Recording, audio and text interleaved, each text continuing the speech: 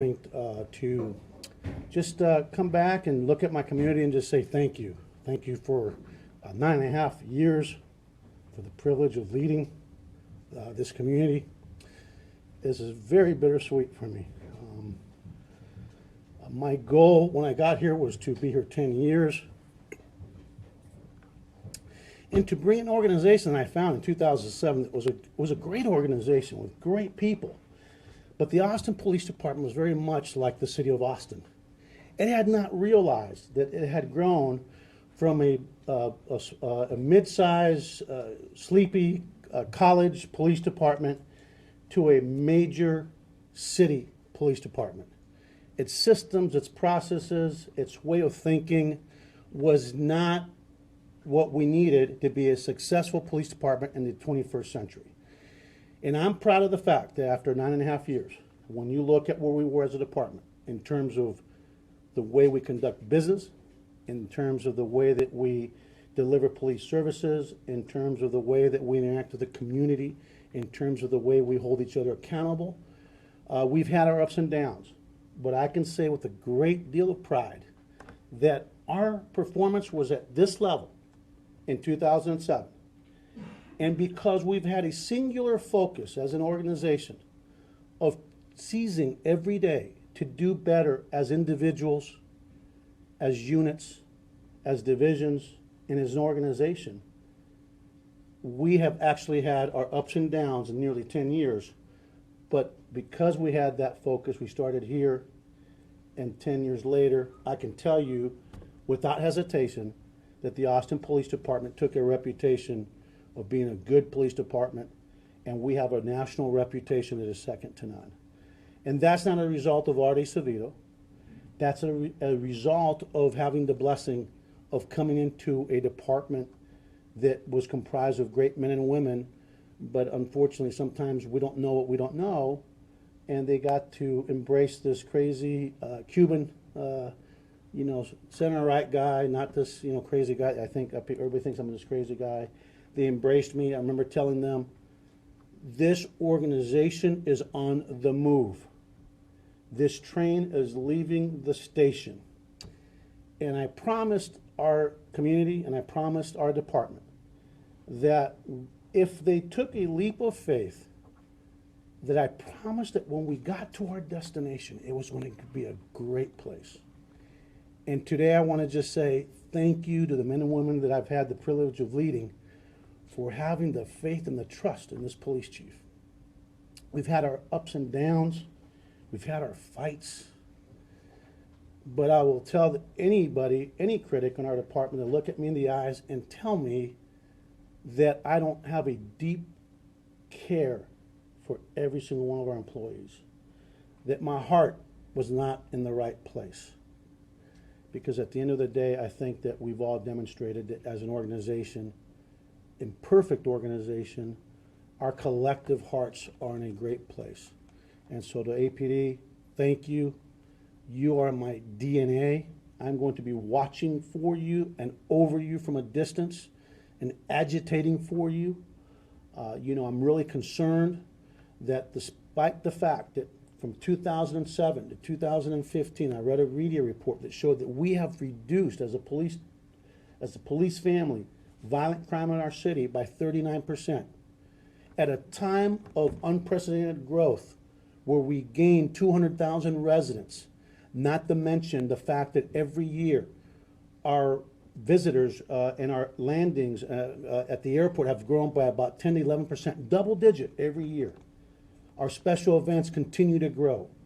The number of visitors continue to grow. This department that has been found to be lean by not one study, not two studies, but 3 studies, has been able to maintain and reduce violent crime by 39% since 2007. But there's a word of caution, and I'd be remiss if I didn't tell this community that absolutely expects the best of its police department, that this year, I've been saying it for months now, violent crime for the first time is up year to date, and as of this week, it's up 10%. So that's the word of caution. The question that we must ask ourselves is, have we stretched a department that has been proven to be excellent, but has also been proven not by our words, but by experts that have looked at our staffing. Have we stretched it beyond its capacity to continue to keep Austin with the level of safety that our residents, our visitors, our business folks have come to expect and demand? And I really urge, as I leave at the end of this month, this community to take stock of what kind of city they want to have moving into the future. Because I know this, we had a study that said, the Matrix study just came out, that we needed over 100 officers right away. And now the new thing is, well, we want to create a metric to see if we can capture, once before we invest in these bodies, you know, what the value is. Let me just say this, the only metric I need as a police chief is a 9% rise in violent crime. And so that is the word of caution I'll throw out to our community, because if we do with public safety moving forward what we did with transportation in the 70s and 80s in this city, we know that transportation didn't work out very well for us. We had the attitude that if we don't build it, they won't come. Well, guess what? They came, and now look at us, playing catch up. I hope that this city will not do the same thing with public safety, because once we lose that perception and reality of being one of the biggest cities in the country, I promise you, you will not have the Samsungs, the Facebooks, the Googles, and so many other great companies bringing wonderful talent here because it's a safe city. And so I just throw that out, because the question is this year an anomaly, or is this an indicator of things to come? And I think I owe it to this community and to this city to just put that out there. And I hope I start a great conversation for the next police chief, and for the next city manager, and for our great city manager we have now, Elaine. Now, the last thing I want to say to the community before I open it up to questions is this. You know, policing is not broken. It's not broken. We've got to stop with this sense that when we have these human beings that we call police officers that are part of the fabric of this community, when they fall short and when they don't deliver the service in a specific instance the way that we expect and with the high standards that we have set, that we don't just take that and then condemn the entire profession, which is happening on a regular basis. You know, I'm a tough boss. I'm tough. And the reason I'm tough is because we're good. And so to this community, please, please, please, hold us accountable when we fall short, as we do ourselves. But just as important in this day and time, when we have 24-hour news cycles, when we get things wrong, on those instances where we get things wrong, we have 24-hour news cycles, and we have things residing in cyberspace for eternity, where a year or two later, the same incident pops up like it's brand new, and we have to quell the rumor that it's not brand new. Don't forget that for everything that goes wrong, the few things that go wrong, we have some really phenomenal men and women here and around this country that every day are doing things right, tens of thousands and hundreds of thousands times a day. But that doesn't make the news. You know, there's a reason they say in the news industry, if it bleeds, it leads. And unfortunately, in Austin, Texas, is such a safe city because of the men and women that I've had the privilege to lead, that we have to manufacture news sometimes. And I've said it before, what passes for controversy in Austin, Texas is a blip in the radar somewhere else. So hold us accountable, but please take the time to lift up our men and women, because they truly are second to none. I will miss these men and women, I will miss this community, but more importantly, I look forward to seeing their continued success, because what this department is going to prove is that the most replaceable person on this department is this police chief. They are going to show their excellence. People think they're going to fail. They will not fail, because they are that good. And I know that we have an executive team, a command staff that is second to none. That story that came out just peed me off to no end. Because, you see, you couldn't make it a story, that tape recording, unless you twisted it to make it look like the commanders aren't on board. When in fact, Art, they absolutely are on board. I'm one person. I couldn't have done anything without these men and women that lead and the people they lead. So yeah, I was angry at that story, and because that wasn't a story. There's nothing I said behind closed doors in that tape that I haven't said in public. See? So the story should have been, hey, the chief's message behind closed doors is the same message he gives the public. There's no two sides of this chief.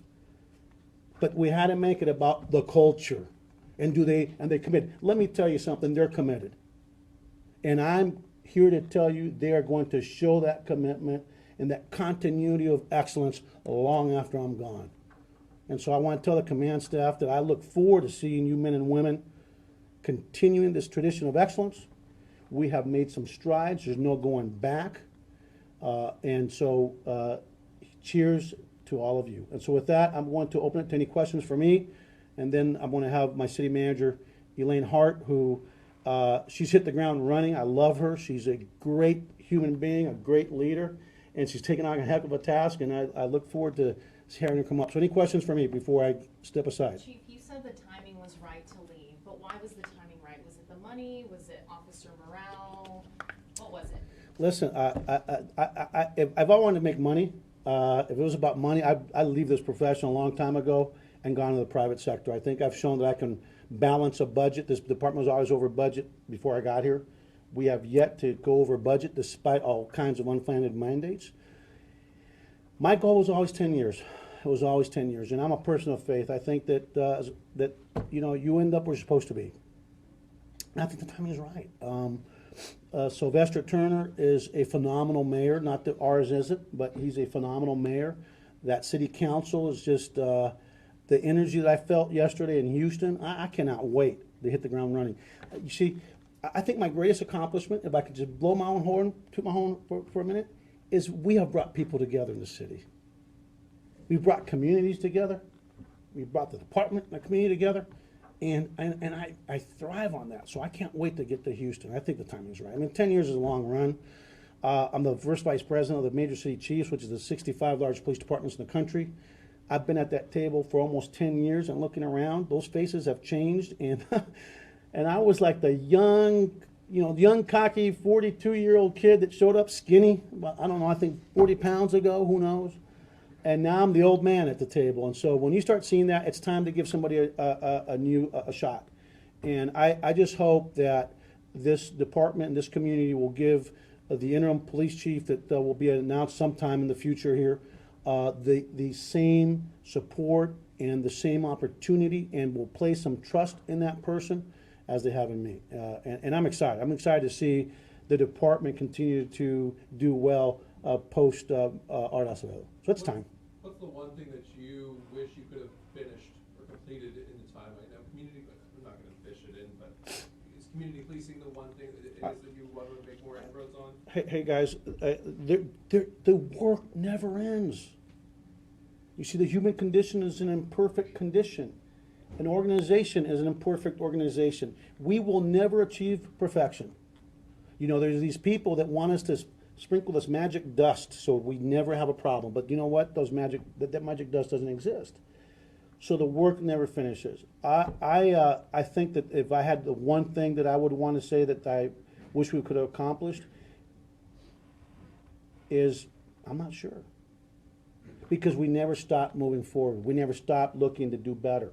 We never stopped for a minute, our chiefs and our commanders and our leadership team, and say, hey guys, we've arrived. Because when you think you're at the top of your game as an organization, you only got one place to go. We have always recognized as a police department, and we've talked about it as a leadership team, the work never ends. So I don't think there's any one thing. So I don't have an answer to that, because again, there's so many things we're still trying to accomplish, and I hope that we have the continuity of the mindset and the vision that we've brought here. I hope there's some continuity, and I hope that whenever they go to an interim chief, that they'll have a chance to prove that they're worthy of leadership. What else? Chief, during your tenure here, you've emerged as a finalist for several jobs. Some might consider it a step up. What is it about the Houston job that makes you Well, it's interesting because, every time I wouldn't leave, oh, he couldn't get a job, all the haters. But, we don't show up for the haters. We show up for the vast majority. And the truth is, for me, is that Houston's the most diverse city in the country. And unlike what some people think diversity is a four-letter word, I believe as an immigrant, I believe as somebody that in 1968, his father and four kids showed up, a mother, with $5 in our pocket that the communist government gave us to clothes on our back and some photos. I believe that diversity is the rich fabric by which this nation has been built. And when you have a mayor by the name of Sylvester Turner, who I've watched from a distance, it was really interesting at the press conference when he's talking about he was vetting me, and he's got a great sense of humor. I go, well, Mayor, I don't know if you know this, but I've been vetting you too. That gets that. This presents a unique set of opportunity to lead in the nation's most diverse city. One. Two, I'm from Los Angeles, and I love Austin, but I consider Houston's kind of like LA with humidity, right? We got the ocean nearby. I love the ocean. They've got the second busiest port in the world. They've got the most diverse community in the country. And I think that Houston represents what America has been and needs to continue to be. A nation that welcomes many, a nation that has this rich fabric. What makes us so unique as a country is that we have opened our arms to the world's oppressed and the hungry for 240 years. And because of that diversity, I would give my life for this country. And the reason I'm serving is because it's my way to say thank you. My dad got here in '68. First thing that old man did was volunteer to go to Vietnam. They laughed him out of the office because we are patriots. You see, I'm not American by birth. I'm American by choice. And I'm American by the blessings of the good Lord that brought us here. So that's what really, I just can't wait. It's going to be fun. So it's kind of like going back to the future for me, going to that city. But after 10 years, it was time. And how do you say no to the fourth largest city in the country? Because if you remember in that tape, what I talked about behind closed doors with my commanders is that this is the best generation of cops. In the history of the free world, this current and perfect generation of cops around this country is the best generation. They are the best I've seen in over 30 years. Our challenge is leadership, where some people don't want to make the unions angry. I'm sorry, APA, this isn't Burger King. You don't get it your way all the time. I get if you want to be chief and you're the union person, then you need to promote. But you don't get it your way all the time. And so I look forward to continuing to be an agent for positive change in the profession. I look forward to going to Houston and being being able to weigh in on public policy, and I think that's what it's about. So, and it starts my clock again. So, Mayor Turner's in his first year, he gets 2 4-year terms, and I look forward to serving out hopefully those 2 4-year terms. But if it doesn't work out, then we'll figure it out. Anything else? Question from Houston. So Houston. Yes, we have a journalist from Houston asking, are there any issues in the past that came up in the vetting process, specifically the lawsuit you filed against CHP and the events leading up to that? Yeah, well, I am a person that took an oath of office in 1986. When I took that oath, there was a line that we've added to our oath of office, and I'd rather lay down my life. I will lay down my life rather than swerve from the path of duty. And see, as a person that took that oath right after my 22nd birthday, about 7 days after my 22nd birthday, I've taken that oath to heart. And fortunately, the CHP, I don't want to dredge up that old thing because we know how it worked out. I think I was vindicated. What they didn't understand is that when we put on this badge and we earned the privilege of wearing this badge and this uniform, my oath is to the oath of office. My oath is to the Constitution. My oath is to the rule of law and not to any one individual. And I think that at that time, when there was some shenanigans going on, I went to the department and I called them out on it.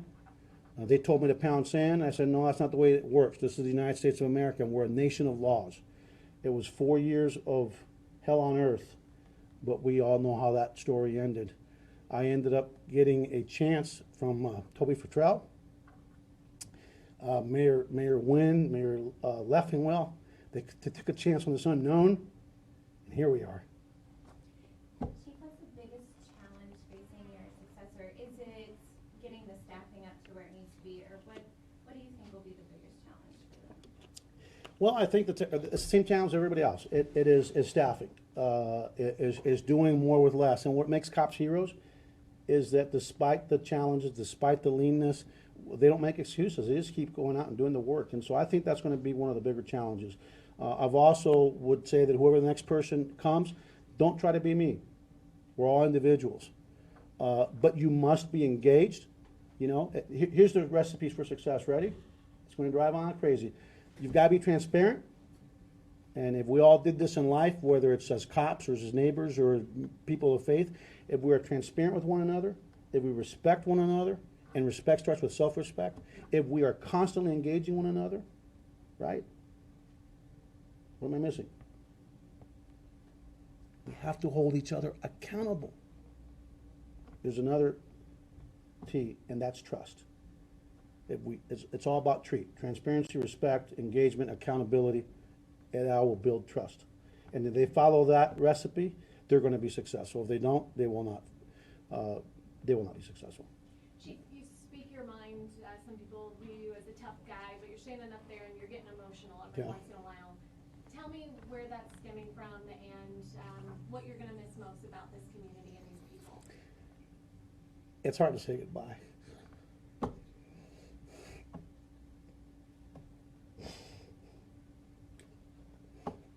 You had to go there.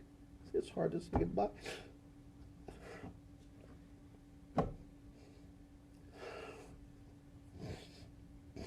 I love my cops. And I'm gonna miss them. And I love this community. They get mad at me, but I have to make a call. And we don't make calls based on where the wind is blowing. You know, you're like the parent of an organization, and tough love is important. So, how do you say bye to these guys and these women and all these folks? It is tough. It's tough to say goodbye to these guys. And Anna, get up here. This is a family. Come on, commanders, get up here, you guys. Everybody, get up here. Get up here, you guys. I'm still the chief. I'm not off yet. I mean, I love these guys and these women and this community. You know, we're a family. We fight, right, guys? We fight. We don't have each other, but we love each other. Yeah. I mean, this is a family. Anna, you better get up here. Get up here. I mean, it is a family. We've got this man we just promoted today. Where's Justin Newsom? That no good guy leave? Where'd he go? We just promoted him today. You got, you know, what's there not to love? It's hard to say goodbye. Get up here, Anna. I'm right here. It's Patricia. Come up here. Come up here. How do you say? Tank, come up here. Tank, get up here. I will write you up on my way out. Get up here, Tank. That's what people don't get. You know. Listen. I love people, and this guy. Get up here. You know? This is a guy that understood when he was the vice president of the Austin Police Association. Understood what labor is about. It's about moving the ball forward. It's about finding common ground.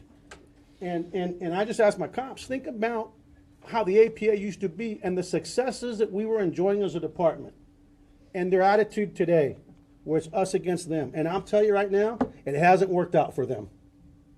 It hasn't worked out for them. And by the way, I told them I have options. When they started with the Freeman shooting, tomorrow we have that shooting, guess what? It'll be the same exact outcome.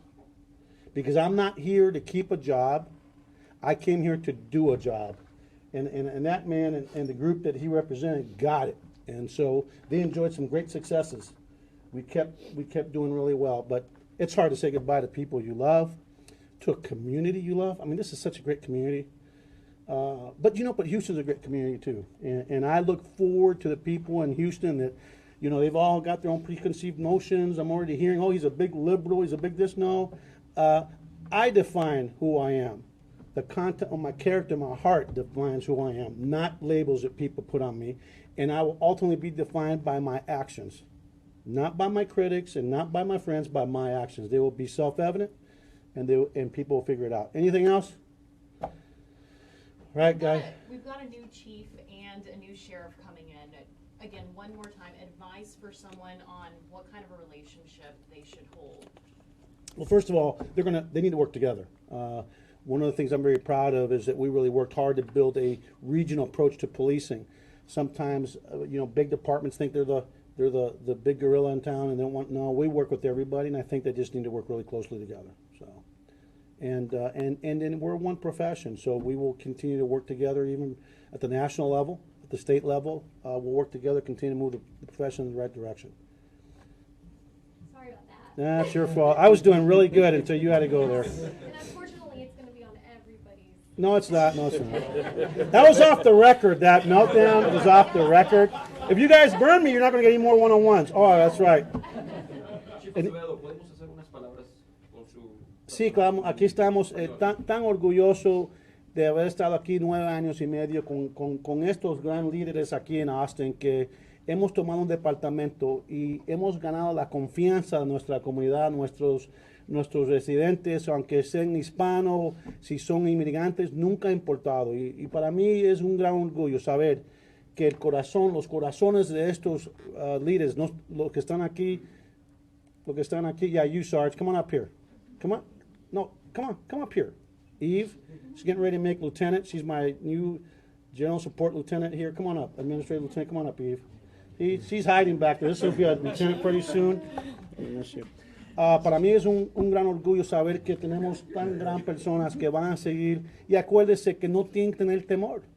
La confianza que hemos ganado de esta comunidad, hay muchas personas que dicen que los inmigrantes, que todos son a partir de brateros y asesinos, y esto es lo que tengo que decir. Aquí tenemos 38% de esta comunidad es inmigratoria, es latina, es de otra parte del país, del mundo, del sur de América, del Centroamérica, de México.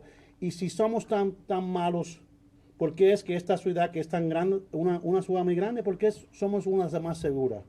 Es porque nosotros en el Departamento Policíaco de Austin hemos ganado la confianza de todos los miembros de nuestra comunidad, y por eso estamos tan seguros. Así que hasta la próxima vez, nos vemos pronto, visítenme en Houston, y acuérdense que el único que tiene que tener temor a la policía en Austin o en Houston es el criminal. Si es testigo, si es víctima, adelante, que aquí estamos a sus órdenes. ¿Ha podido hablar con alguno de los siguientes que posiblemente pongan como jefe temporal? No se preocupe, le garantizo que esta manejadora, Elaine Hart, que está aquí, cuando ella anuncia quién va a ser la persona, acuérdese que yo llevo aquí 9 años y medio, yo he hecho mis recomendaciones, yo tengo confianza y mucha esperanza con el liderazgo de Elaine Hart y del alcalde de la ciudad, y vamos a tener una persona que va a ganarse la confianza. So I just said that, she said about, have you talked to anybody about the future, especially the immigrant community, because I've been talking about the fact that some folks might want to try to paint us in the ugly discussion of the immigration debate as rapists and murders or anything else. When the truth of the matter is that Austin, Texas is 38% Hispanic. A big chunk of that is an immigrant community. And if that were true, I don't understand how we're one of the safest cities in the United States. And I think part of that is that we have earned the trust, the respect, the cooperation of all segments of our community. And people here know, whether they're legal or illegal, that if they're the victim of a crime or they're a witness to a crime, they need not fear the Austin Police Department, that we are here to serve them. We're not here to serve them only if they can show their legal residency. We're not here to serve them if they can show they're a citizen. We're here to serve them if they're a human being in need, and a human being that's a witness or a victim of a crime. And I think that speaks volumes. And I think the next chief that they pick, I trust Elaine Hart. She would never pick somebody that would not carry on that same value. Okay, guys, thank you very much. And now I'd like to invite up Elaine Hart, our city manager, to say a few words.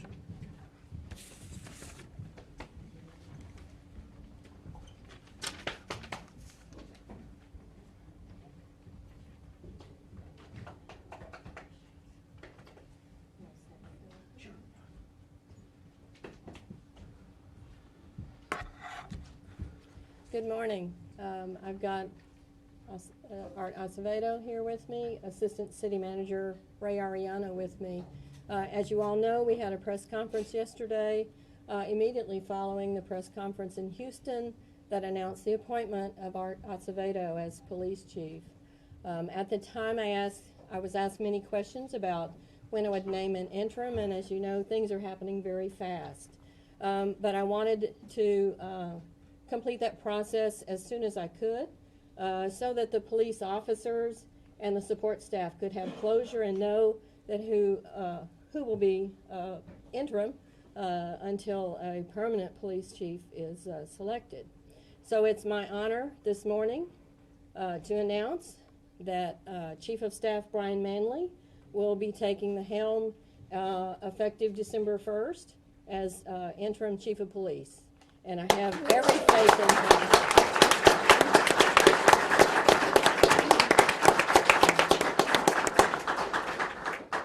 He comes with the recommendation of many people that I spoke to over the last few days. I have every confidence in his ability to carry on the values of the City of Austin and this police department. Ray and I are pleased to make this announcement, and certainly we'll be in touch with Brian as he takes over. There is a process, legal process. State statute requires the council to confirm my appointment. We are scheduling that on the December 1st agenda, which is the effective date of his placement. But Brian, so pleased. I spoke with him, and I was just really pleased that he was willing to take on this new responsibility. He's very capable. I've seen him over the last few years at council and working on budget issues and representing the chief when he was not able to be there. He's very capable. I have every confidence in him, and just congratulate you. Thanks again. Brian, come on. Great. Thank you. Thank you. Be great. Want to say something? I'll speak for a few moments. All right. Well, this comes as quite an honor. I think the chief said it earlier. This is a bittersweet moment for the department. I'm going to see a man who's been, I'm not going to look at you. I'm going to see a man who's been my mentor, but he's been my friend. And I've gotten to know him very well over the 9.5 years that he's been with us. I want to start off first, though, with a few thank yous. I want to thank City Manager Elaine Hart, along with Assistant City Manager Ariano, for having the confidence in me to take on this task. Leading the Austin Police Department is quite a challenge, as well as quite an honor. Following a chief like Chief Acevedo is a daunting task. Well, more on that in a minute, though. But Mayor and Council, I have had the opportunity to work with them over the years and build relationships with them, and I want to affirm to them that I will work as hard as Chief Acevedo has to continue the progress that this department is on. We have accomplished some really great things over the years. Policing right now in this country is in some challenging times, and I think we've done a lot in our community to build the relationships and to work with the individuals in the community to maintain that level of trust and continue this path and this journey together, police department and community. To the men and women of the Austin Police Department, I started here 26 years ago, probably as bright-eyed and as excited as each and every one of you were on your first day. I came to policing first in my family. This is not generational for me. I took a course in high school called Street Law, Johnston High School, and part of that class you did a ride out with an Austin police officer. And as a 17-year-old young man, I was out on patrol at night in East Austin, Northeast Austin, and I was sold. It took one ride along for me to know that this was my passion and this was what was in my heart to do for my career. I journeyed on to UT and got a business degree in finance so that I would have a different background, but I have been here for 26 years and I have had opportunities along the way to move up the ranks, never expecting to have the honor to serve in this role and to lead this agency. It is quite humbling. I know several folks that I've worked with here that have gone on to be police chiefs in other agencies. We have police chiefs in Fort Collins, in Chattanooga. We have several in the UT college system. We have some down in Harlingen. But to actually be able to serve in this role for however long I serve in it, in the department I came to and grew up in, is an honor and it's very humbling. And it is not lost on me. Chief, now to you for a few minutes. Again, when you came here, I was on your command staff, and I served in that capacity for you for a couple of years, and you moved me onto your executive team 5 years ago. I've had the privilege of serving with Chief Acevedo for 3 years as an assistant chief, and the last 2 as his chief of staff. And I have learned a tremendous amount. He is truly one of the most, if not the most progressive police leader that we have in our country right now. And to be able to not only just be in this arena with him, but to be at his right hand, I've learned a lot. To the community, I'm not going to be Art Acevedo. I can't be Art Acevedo. I don't think anybody can, even with medication. He is just a personality that is bigger than life itself. And I think with that, though, I want to also say, although I can't be him in personality, I am committed to being him in the passion for this job, in the support of the men and women who are on the front lines and who do the tough work day in and day out. I am committed to the city management staff here that has placed their faith in me to take on this role, to not fail and to give this 100% and to continue this department going in the direction that it's going. I've been paying attention. You set a very high bar, which we needed to. Austin deserves the quality of policing that this organization is committed to giving them. The men and women are still coming in droves to sign up. We are having a class starting November 28th with over 100 cadets. So even in the midst of some of the challenges our profession is facing, men and women want to come to the Austin Police Department. You have built an agency that is sought after, that is well respected, and you've led us in a good direction. To the community, I know there's probably a lot of concerns with Chief Acevedo leaving because we've done so many great things under his leadership. We have built bridges with our young activists, with our outspoken critics, and with community leaders across the board. Although Chief Acevedo is leaving, his vision, his direction, what we've accomplished maintains. Because the men and women that still comprise the executive and command teams of this department remain committed to that ideal and to the progressive policing that we've been practicing here. So I know the words are easy and I'm saying them now. Now we're going to prove it to you. You will continue to see the Austin Police Department serve in the manner it has served, to engage our critics, to bring in our young activists, and to get through the current climate as we have been. And to read some comments that I saw in the paper from one of our young activists that was actually in support of an internal candidate filling the position of police chief, I think that says a lot on a lot of the grounds that we've made with our community, and that's important. You know what? I think with that, maybe I'll just open it up for questions. Again, I can't thank the chief enough. I know the chief's word and his support that he gave to City Manager Hart and Assistant City Manager Ariano weighed heavily in their decision to give me this opportunity.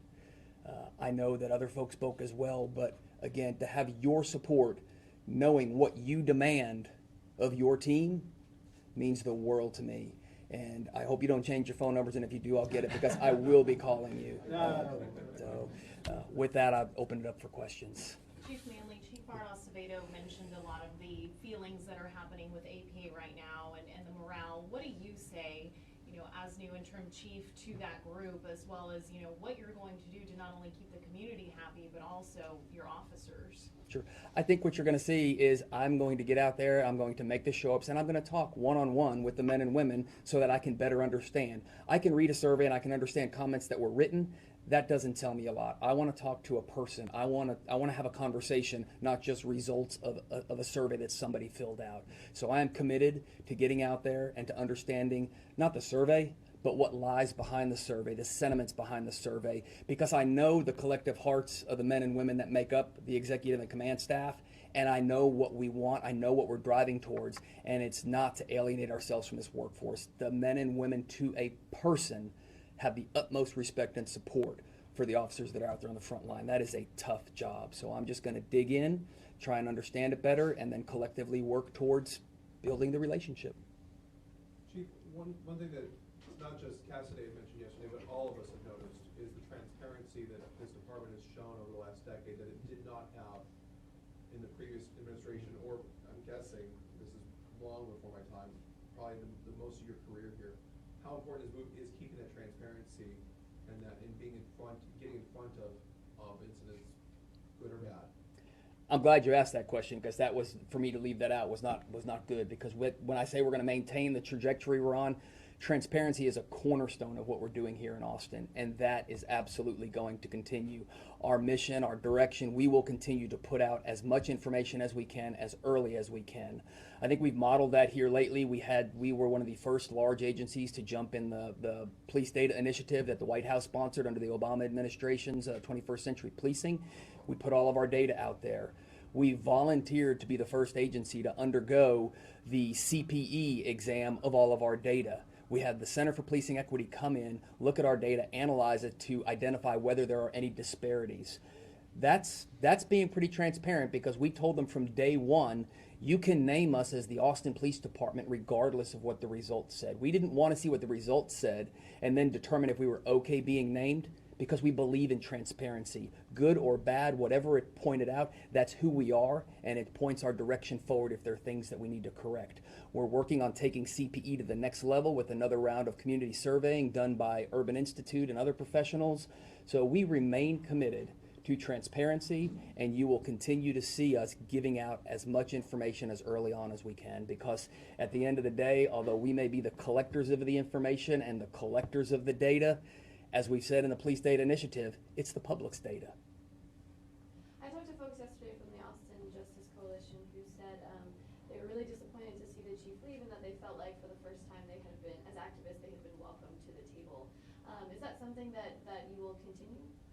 Absolutely. And as I mentioned earlier, to see the comment in the paper that I saw from Chaz Moore, who was one of the leaders of Austin Justice Coalition as well, where we started with Mr. Moore several years ago after a critical incident that occurred here in Austin, and the chief and I were at that and were speaking, and the direction that conversation took with Chaz versus where we are at today with Chaz and Austin Justice Coalition and Measure Austin, along with several other groups, I think says a lot. And I actually had an opportunity yesterday. I was speaking at a briefing that the White House brought to Austin on the Police Data Initiative, and Chaz was there along with Mimi Stiles and Fatima Mann and several others. And I pulled them aside to let them know that I absolutely understand the concerns with Chief Acevedo leaving, because he has been that person. He has been the driving force behind it. But as an agency, we've all bought into it. So that doesn't change with the chief leaving. We are going to continue partnering with our young activists, partnering with our other community groups that we work with towards partnership. We've continued to hear a lot of scrutiny again about the DNA lab being under Austin Police's direction. What can you say to people who are, fearful of what could happen, as well as sexual assault survivors and the continued backlog that there is? Sure. So that obviously it's a focus now, and that's going to remain a focus. We have got to bring our DNA lab up to speed, and that way we can continue the processing of evidence on time. We're putting together a team right now that is actually analyzing the structure of our DNA lab, the work we're doing to get our DNA lab back on track, along with other models. There are some models of DNA labs that don't fall within a police department's purview, but those labs have had problems too. Those labs have had failures. So it's not necessarily about the governance structure over a DNA lab. It's all about having the right people, the right procedures, the right processes, the right oversight. And so that's what I'm focused on, is making sure we get a thorough review, and that when we open our lab, it will not open without an outside independent audit saying that we were absolutely in compliance and we are ready to open again. So this issue will remain, I am sure, on the forefront. I'm sure we'll be talking about this over the next many months, but we are committed to a resolution on getting this taken care of. Last question. Anything you would like to say to the Hispanic community? I know a lot of them,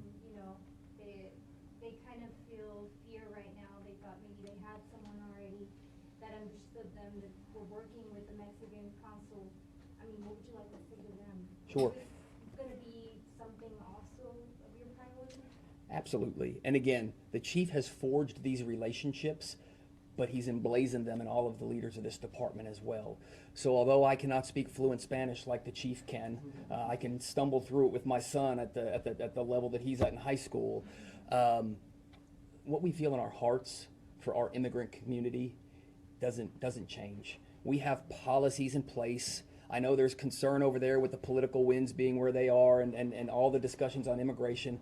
We will be the same department tomorrow that we were yesterday. We are going to work to maintain the same level of trust day by day. So although I will understand their concerns with Chief Acevedo leaving, I will commit to the immigrant community, the Hispanic community in this city, that we are here for them as we have always been, because that's our community.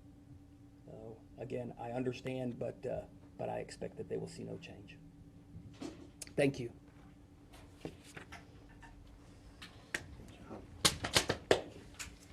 Thanks, everybody. Huh? All right, good job. Thanks, guys. Good work on you. See you. Hey, man. Good to see you, brother. All right. You're in here, huh?